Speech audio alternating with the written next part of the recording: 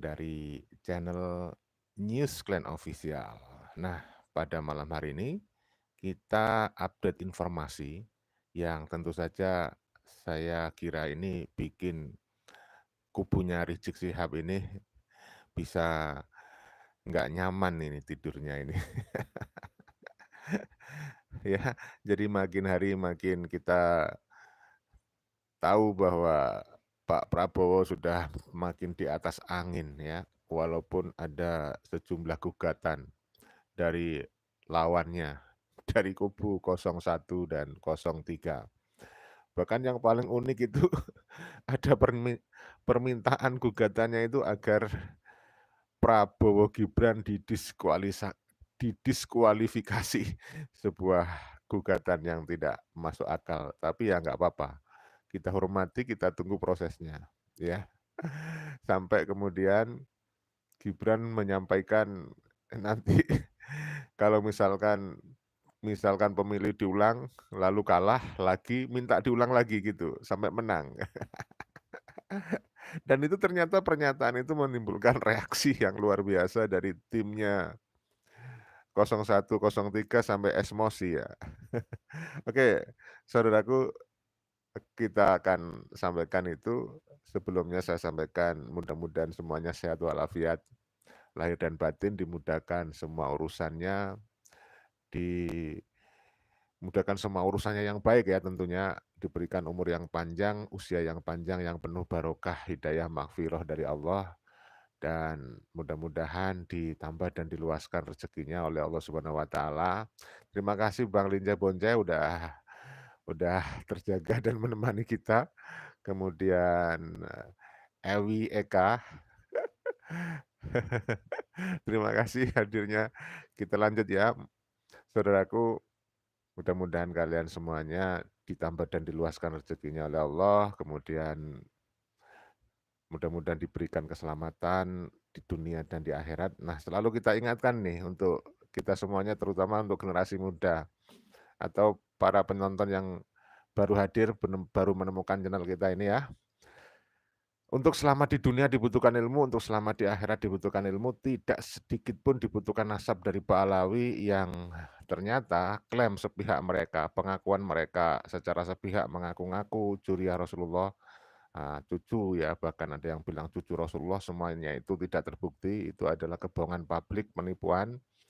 Karena apa? Mereka sudah terbukti berdasarkan kajian kitab nasab secara filologi, tidak hanya berdasarkan kajian kitab nasab secara filologi, tetapi juga berdasarkan tes DNA, ya, ilmu genetika, di mana ilmu genetika atau tes DNA sangat presisi untuk mengetahui kita itu keturunannya siapa. Dan ternyata terbukti Pak Alawi ini bukan keturunan Rasulullah karena mereka berhaplogrup G. Nah itu. Kita yakin dan tidak perlu kita ragu lagi, ini bukan fitnah, tapi ada dasar tes DNA bahwa Pak Alawi bukan keturunan Rasulullah. Oke, saudaraku, langsung saja kita informasikan bagaimana timnya 01, 03 ini kebakaran jenggot alias esmosi. Oke, mudah-mudahan memberikan edukasi kepada kalian, mudah-mudahan ada nilai hikmah, mudah-mudahan juga bisa memberikan rekreasi. Kita simak videonya dari saudara kita ya, Bang Ropik Muksin ya, kalian mungkin sudah sangat kenal dengan beliaunya ya. Oke, tidak usah berlama-lama, ini dia, kita simak ya untuk Anda. Tim hukum TPN Ganjar Mahfud emosi kepada Gibran Rakabuming Raka karena mengeluarkan pernyataan mau diulang sampai menang. Nah itu ya membuat TPN Ganjar Mahfud itu tim hukumnya emosi. Katanya ini Gibran nggak ngerti apa-apa, menunjukkan kualitasnya yang rendah. Nah itu ya. Tapi itu kemudian diskakmat oleh tim hukum dari 02 karena mempersoalkan yang bukan jalurnya. Mestinya dulu kalau memang ada gugatan di dalam proses pencawapresan Gibran sedari dulu, bukan sekarang di Mahkamah Konstitusi. Seru nih ya. Baik, kita dengarkan dulu sama-sama nih. Ini kan Mas Gibran juga sempat merespon terkait tuntutannya. Mau diulang sampai jagoannya menang. Tanggapan Anda seperti apa? Iya, saya pikir bahwa tanggapan yang disampaikan oleh saudara Gibran ini mencerminkan. Mas Arya mau lewat sebentar ya. Ini luar biasa ini ya. Kualitas dari pemimpin, calon pemimpin. Apalagi yang kita lihat ya sebagai cawapres. Dan kami sangat menyayangkan atas pernyataan saudara Gibran. Karena apa yang kami lakukan ini merupakan jalur konstitusional, jalur hukum, di mana kita mengajukan permohonan PHPU di Mahkamah Konstitusi. Ini merupakan rentetan peristiwa dari awal proses saudara Gibran dicalonkan melalui putusan Mahkamah Konstitusi nomor 90, kemudian ada pemutusan juga dari etik MKMK terhadap saudara Usman yang merupakan paman dari saudara Gibran. Jadi pendapat saya bahwa apa yang disampaikan saudara Gibran terkait dengan permohonan kami di PHPU ini menunjukkan saudara Gibran tidak peduli terhadap iklim demokrasi yang jujur dan adil. Beliau tidak peduli dengan proses yang sedang kita jalankan, bagaimana kita membangun demokrasi dan membangun hukum di Indonesia agar ke depan lebih baik lagi. Oke, saya ke Bang Oto. Bang Oto, ini tanggapannya soal tuntutannya agar Gibran didiskualifikasi dan melakukan pemilu ulang. Ya, saya pikir begini ya, tadi apa yang disampaikan Pak Roni mengenai Gibran ini, pertama saya harus tanggapi dulu bahwa sesungguhnya apa yang dikatakan oleh Pak Gibran ini sangat bisa dimaklumi karena permohonan yang diajukan oleh pihak 01 dan 03 ke Mahkamah Konstitusi ini salah kamar gitu loh. Jadi artinya karena ini sengketa seharusnya yang dilakukan di Mahkamah Konstitusi kan sudah terbatas, sudah ditentukan itu hanya sengketa tentang hasil pemilu. Nah, sedangkan di dalam permohonan-permohonan yang diajukan itu isinya semuanya itu soal TSM, soal pelanggaran pemilu yang oleh Undang-Undang Pemilu tahun 2017 itu sudah diatur bahwa kalau soal-soal pelanggaran itu harus diajukan melalui Bawaslu gitu loh ya. Nah, ternyata bayangkan aja selama ini Pak Gibran ini kan sudah mengikuti pemilihan pencabutan nomor urut bersama-sama dengan paslon 1 dan 3, ya kan? Artinya, kenapa? Artinya pihak 0103 kan sudah menerima legal standing daripada Pak Gibran sebagai calon wakil presiden, ya kan? Kemudian waktu debat di debat capres juga 0103 juga sudah menerima eksistensi daripada 02 termasuk Pak Gibran sebagai calon presiden, kan, calon wakil presiden. Nah, debat ini. Jadi, kenapa justru dulu itu mereka itu siap berdebat, siap memilih nomor, tetapi sekarang setelah kalah baru mengajukan keberatan tentang keberadaan daripada Pak Gibran. Nah, ini yang menurut saya yang tidak tepat. Makanya Pak Gibran menyatakan seperti itu. Maunya kapan sampai kapan gitu loh. Kecuali memang kalau 0103 itu mau mengajukan keberatannya itu dulu di Bawaslu, maka itu tepat. Ya kan, setelah Bawaslu baru nanti ada keberatan ke Mahkamah ke PT UN, PT Tinggi Tahun Negara baru ke Mahkamah Agung. Itu loh. Sebetulnya kita pun berpikir sama, ya. Saya ulang-ulang kalimatnya dari tadi.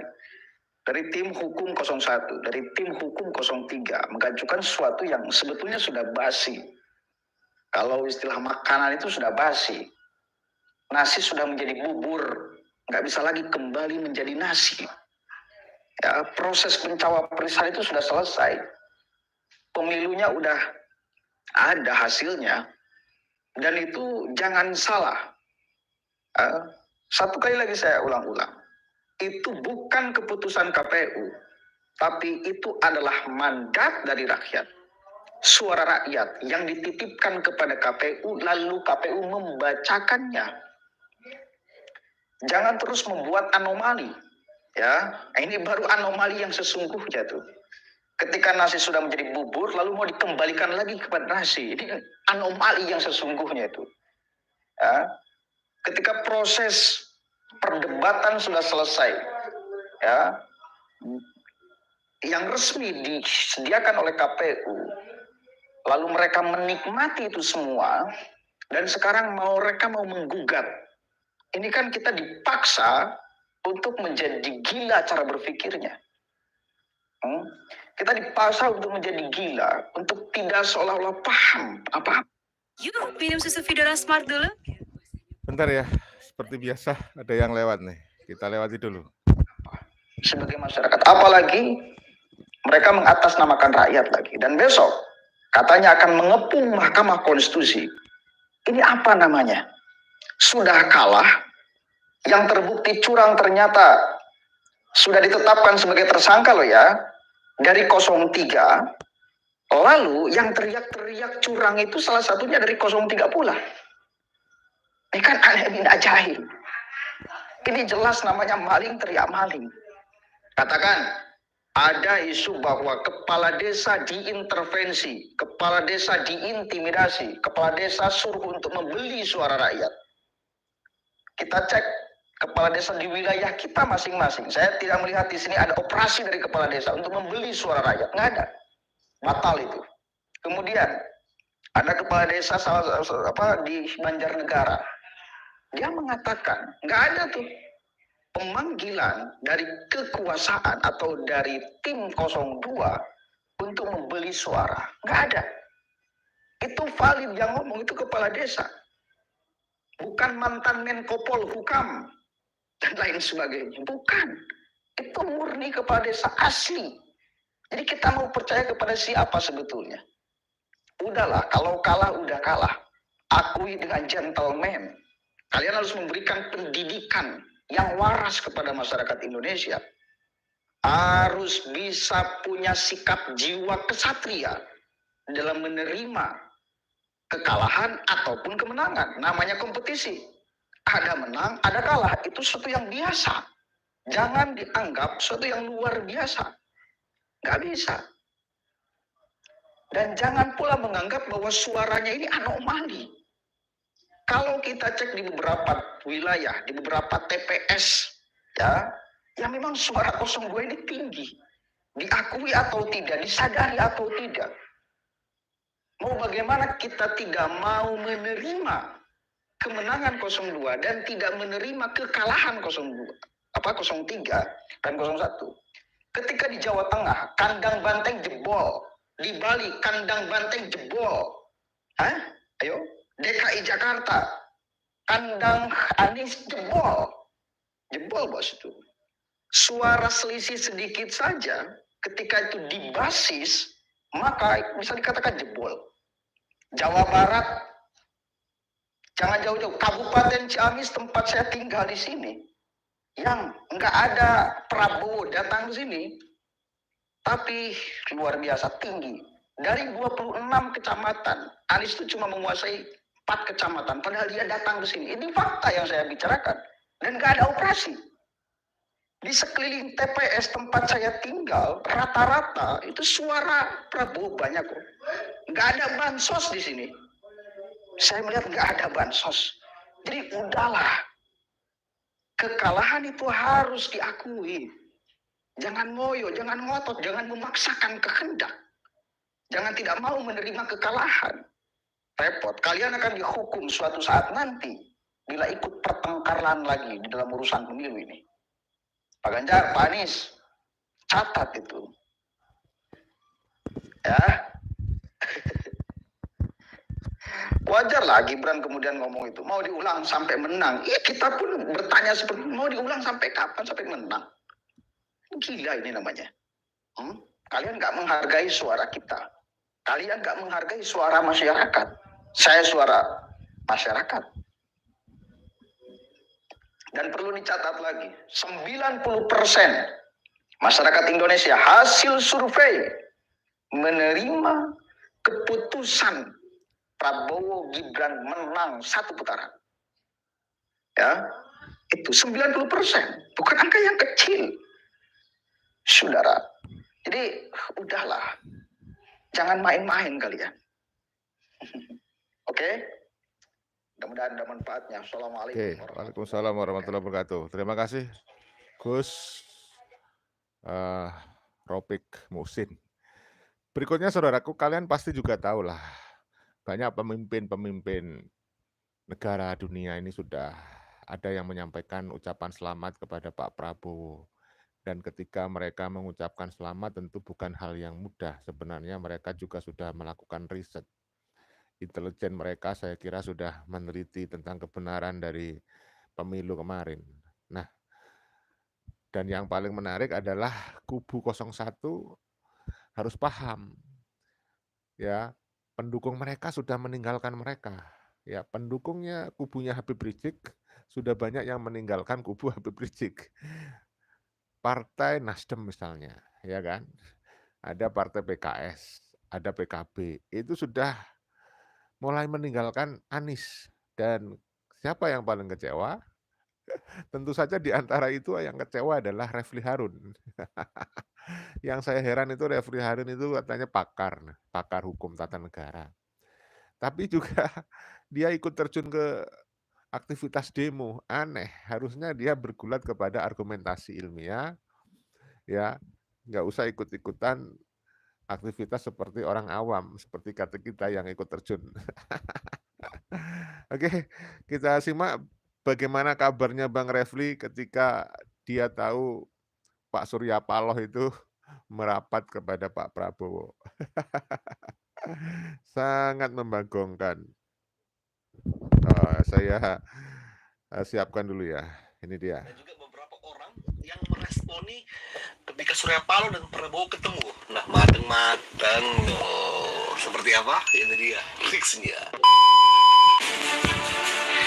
Nah,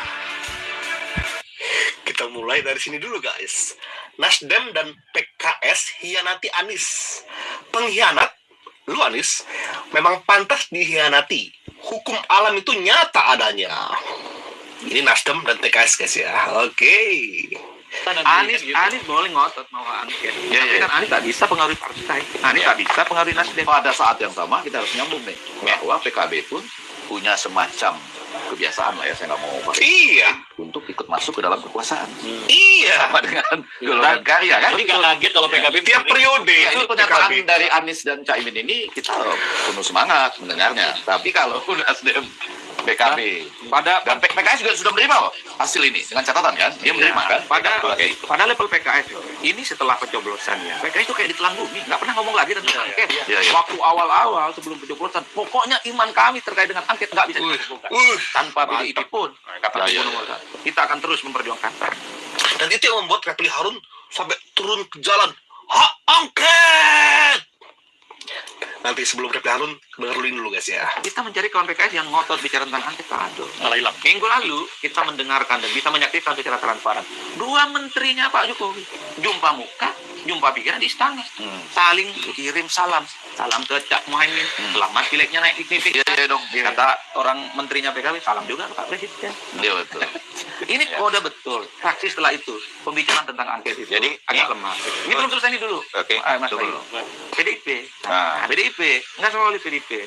Waktu sidang paripurna pembukaan, ketika semua anggota-anggota fraksi yang ngotot angket itu muncul, yang mimpin sidang itu bukan Mbak Puan kok. Iya.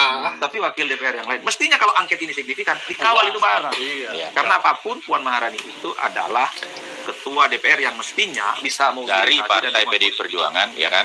Itu tanda-tandanya. Kalau Nah, itu tanda-tandanya yang ngebuat Refli Harun semangat. Sebut aja Asegap, ya, Rocky Gerung, semua aktor artis The Dirty Vote. Oke, kita saksikan respon Refli Harun. Tindakan Surya Paloh itu tindakan yang tidak etis, yang dibilang sebabi-babi, ya kan? Apa Surya Paloh belok? Pertama kita lihat posisinya dulu ya. Sebenarnya tindakan Surya Paloh itu tindakan yang tidak etis sesungguhnya. Oh iya. Kenapa tidak etis? Karena proses pemilunya belum selesai. Masih ada komplain di Mahkamah Konstitusi. Ingat Pak Jimli saja mengatakan ya harusnya omong-omong soal koalisi dan lain sebagainya itu kalau memang sudah menang, tidak ada lagi perkara. Kan ini masih ada perkara yang bisa saja kemudian mengubah putusan KPU. Bisa saja, why not? Tidak. Jangan paksain, why not? Nasdem itu juga punya pikiran, punya perhitungan. Nggak kayak kau, perhitunganmu didasarkan kebencianmu sama Jokowi. Makanya gimana caranya Prabowo wajib kalah. Sehingga itu menunjukkan bahwa Jokowi juga kalah. Ya, Nasdem, aduh, bicara Nasdem PKB, seharusnya itu buat para pendukung Anies ketar-ketir deh. Jangan terlalu percaya sama mereka. Ya, lanjut. Itu satu. Jadi belum selesai. Dan yang menggugat itu adalah pasangan calon yang diajukan oleh Nasdem sendiri, Anies Mohaimin. Jadi menurut saya tidak elok lah, ya. Nah, yang kedua ya menurut saya adalah Yang kedua ada ya. pemilu ini kan ditengarai adanya kecurangan yang luar biasa. Orang sekelas Surya Paloh nggak mungkin nggak paham itu soal gentong babi yang dibilang sebabi-babinya, ya kan, kata Effendi Ghazali ya, mengenai pork barrel, ya, itu. Jadi itu yang ada yang harus dipahami bahwa pendukung Anies Mohaimin menganggap pemilu ini curang. Masa Nasdem tidak tahu? Nah ini orang yang merasa sok pintar, tapi nggak bisa diterima nalar pikirannya dia. Dibilang sekelas Surya Paloh aja, masa nggak bisa melihat ini curang atau tidak? Justru karena sekelas Surya Paloh, jangan dibandingkan dengan kayak kamu, Repli Harun. Kamu sudah pasti hatersnya Jokowi. Mau gimana pun kamu pasti akan ngomong curang-curang. Sementara Surya Paloh ada di tengah-tengah sebenarnya dia, ya. Supaya tahu para pendukung mereka ini ya. Surya Paloh itu abu-abu sebenarnya. Mendukung Anies, ya supaya pemilih Anies mendukung Nasdem. Sudah didapat, ditinggalin loh. Itu karma, ya. Karma is real. Nah, ini pendapat dari artis The Dirty Vote. Kalau Bibip sendiri melihat ucapan selamat dari partai politik ini terhadap 02 gimana? Melemahkan perjuangan gugatan ke MK atau enggak? Yang pasti melemahkan yang hak angket. Secara moral gitu loh maksudnya. Kalau MK enggak ya, tapi hak angket. Iya, karena begini kalau saya ya melihatnya ya. Kalau yang ke MK itu kan memang tim hukum paslon, iya, bukan politisi. Bukan parpol. Iya, bukan parpol. Jadi buat saya makanya saya masih optimis betul kalau MK sebenarnya. Ya. Tapi tamanmu Repli Harun udah gak semangat dia. Kasih semangat dulu Repli Harun tuh. Masa Surya Paloh ketemu Prabowo itu berdampak pengajuan Anies ke MK? Kasih tahu Repli Harun tuh. Kan sama-sama tim pakar, katanya tim pakar hukum negeri ini. Yang agak bikin pesimis itu di angketnya. Iya, betul. Karena memang tentu saja dugaan dari banyak orang termasuk saya, parpol-parpol itu mulai agak turun karena udah mulai banyak negosiasi politik, karena pasti udah mulai mikir menterinya siapa aja, segala macam begitu ya. Aman atau enggak nanti di DPR yang akan datang, dan koalisi-koalisi DPR yang akan datang.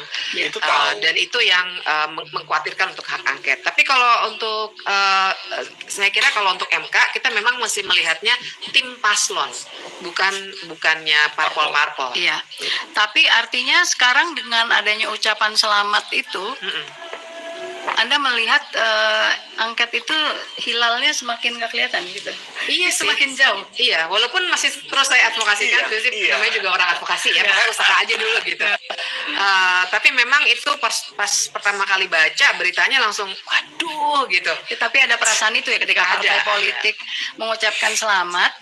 Yang kebayang oleh seorang Bivitri Susanti adalah ini angket jadi apa enggak gitu, karena angket jadi enggak kan begitu. Kemarin waktu awal-awal kita bilang oh ya masih reses gitu, Terus ada yang nunggu tanggal 20. nunggu tanggal 20, ada masih reses, sudah masuk sidang pertama nggak ada apa-apa. Paripurna kan? Baru cuma satu ya, apa beberapa lah ya. Tapi itu beberapa itu by lisan aja. ya, artinya bukan ditandatangani oleh 2 fraksi kan. Kalau angket kan 2 fraksi, 25 orang tanda tangan gitu. Iya. Nah, terus ternyata kemudian ucapan selamat gitu ya. Tunggu 20, tanggal 20, setelah tanggal 20 malah ngucapin selamat. bukan terbit hak angket gitu ya. Nah, pada saat kita taping ini ternyata Ketua Umum Nasdem Surya Paloh bertemu dengan Prabowo di DPP Nasdem. Nah, gimana Anda melihat itu? Itulah, jadi hilalnya makin Nih, Surya Paloh bertemu, saya baru dapat info nih dari tim redaksi saat ini pada saat kita rekaman, Ketua Umum Nasdem Surya Paloh bertemu Prabowo, berarti berkunjung ke kantor DPP Nasdem. Iya, ya pasti itu langsung bikin tambah, waduh ini gimana ya. Tapi Waduh, ini gimana ya? Itu menurutmu. Tapi kalau kami ya mampus. Terus Refli Harun ya sampai mau turun ke jalanan untuk hak angket. Sekarang mampus. Nggak ada yang ada di pihakmu lagi kan untuk bersama-sama mengajukan hak angket. Mampus. Oke. Ini pendapat dari anak Abah. Tetapi DPR itu sedang menggodok hak angket itu. Kalau seandainya ini baru bicara seandainya, kalau seandainya nanti anggota Partai Nasdem yang di DPR tidak mendukung hak angket gimana, Bu? Ya nggak masalah, masih banyak yang lain. Oh ya? Masih banyak. Ibu jauhin. Tadi dukung dia nggak apa-apa, biarlah. Siapa dia? Masih banyak yang lain-lain kok. Siapa? Sebutkan siapa, Ibu? Peduli amat dong. Kita tetap prinsip, niat benar, inna a'malu biniat. Bala tentara Allah tetap bersama kita. Ya Tuhan, masih tetap pakai bahasa seperti ini. Bu, nggak perlu bala tentara yang sebegitu banyak ya. Satu tentara Allah saja dapat mengalahkan Prabowo dan seluruh timnya. Ini udah Ibu bilang bala tentara Allah. Plus Imam Mahdi, ada plus Rasulullah, Rocky Gerung. Tetap kalah sama Prabowo. Hentikanlah Ibu ngomong masalah agama-agama. Ibu mencari jabatan dunia, Ibu. Kesel banget aku. Amin. Bu, satu lagi. Ya. Ini kan dapat dipastikan. Ya. Dapat dipastikan si Samsul itu menang. Ya. Nanti kan Ibu ada anak sekolah, ada kantor istri, ada kantor suami atau kantor lain. Terus tiba-tiba suruh dipasang. Ibu kan pasti lihat itu di kantor anak, di kantor suami. Ya. Gambarnya Samsul sama si Wowok, gimana tuh Bu? Ya nggak rela. Nggak rela. Kalaupun terpaksa ngikutin peraturan sistem yang berjalan dengan curang, saya udah terapkan ke anak cucu saya. Terus gambarnya mau diapain yang udah ditempel di kantor kayak kemarin gambarnya si Joko sama gambarnya si... Ya itu dalam keadaan terpaksa kan. Sudah berjalan sistem mau bagaimana lagi, tapi kita kan berusaha ikhtiar. Nah, siap-siaplah menderita 5 tahun ke depan. Oke, mereka selalu berbicara kecurangan-kecurangan ya, yang dilakukan di 02. Mereka yakin banget gitu loh. Kita tampilkan bukti ini. Fakta berikutnya, seorang wanita tertangkap basah mencoblos sebanyak 30 lembar surat suara saat pemilu. Polisi dan Bawaslu yang berada di lokasi langsung mengamankan pelaku dan diserahkan ke Gakumdu untuk diproses hukum, tugas TPS dan para saksi.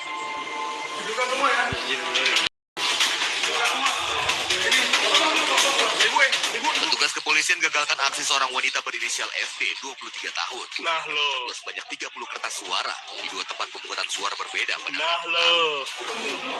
Pelaku dipergoki di tempat pemungutan suara 01, Desa Akel Lamun Jingan-Jingan, Kecamatan Jailolo Selatan, Maluku Utara. Nah lo. Dari rekaman video amatir memperlihatkan sejumlah anggota kepolisian itu tengah mengamankan surat suara yang dicoblos FD di TPS 01 sebanyak 15 surat suara. Sebelumnya FD telah mencoblos 15 surat suara di TPS 02, namun aksinya tidak diketahui petugas TPS tempat. Polisi kemudian meminta salah satu saksi mengumpulkan surat suara tersebut yang berada di balik bilik suara.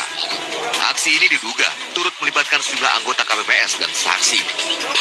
Pelanggarannya yang dilakukan di salah satu TPS di Desa Kelamun Cinga-Cinga, Jayolo Selatan, Kabupaten Halmahera Barat itu dilakukan pada hari H pemungutan suara. Jadi ada indikasi pencoblosan surat suara sisa yang melibatkan jajaran KPPS dan saksi yang ada di TPS tersebut. Sejauh ini telah dilakukan penggalian informasi oleh teman-teman Gakumdu di Kabupaten Halmahera Barat. Kasus ini telah ditangani Sentra Gakumdu Halmahera Barat. Jika terbukti, pelaku hingga petugas TPS terancam pidana pemilu. Bastian Buamual melaporkan. Hei, ini pendukung kalian. Jangan kalian buang ini, tanggung jawab kalian. Melibatkan KPPS, tim saksi, itu udah skenario mereka semua ini. Tanggung jawab. Ini bukti bahwa kalian itu curang. Jangan teriak curang. Betul lah kata Noel. Maling, teriak maling. Kalian. Kita kan terus mengawal, guys. Mereaction banyak hal untuk mengawal pemilu ini sampai selesai. Thank you, guys, ya. Bye-bye. Oke, terima kasih.